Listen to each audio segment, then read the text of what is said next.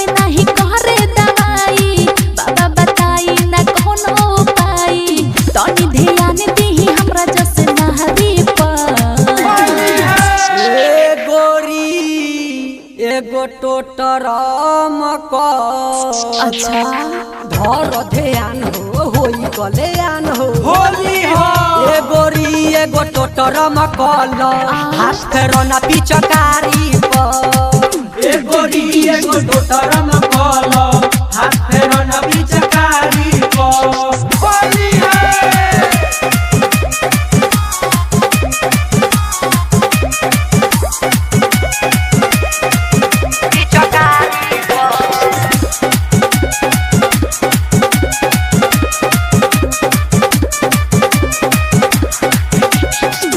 जैसे सिखावो तानी औसे तू करी हो हाथ में अबीर लेके तनी सा तू डली हो जैसे सिखावो तानी औसे तू करी हो हाथ में अबीर लेके तनी सा तू डली हो हम का जाने कि यही से होई कल गराला के जही से होई हमरा शक लागे रौरा जाने कहारी पर ए गोरी एगो टोटर मकल हाथ में भभूत लो माजा खूबे लूट लो होली हो ए गोरी एगो टोटर मकल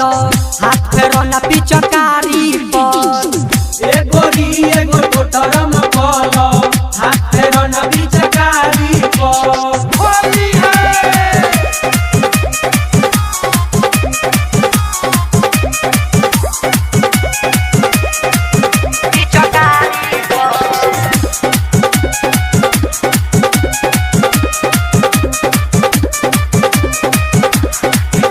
सहनो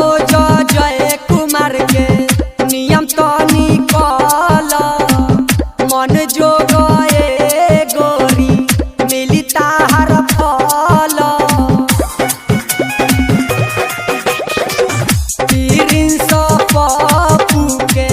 नियम तो निकल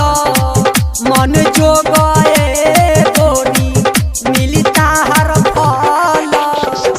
ऐसा रंग डाली नहीं बुझाई जल्दी से हमारे काम बन जाई दागी लग जाई हमारा सारी पर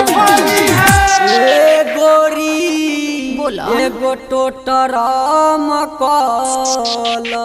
बाही नहीं अधूरा होई सब पूरा होली हो ए गोरी एगो टोटर मकल ओहो। हाथ फेरो ना पिचकारी पर ए गोरी एगो टोटर मकल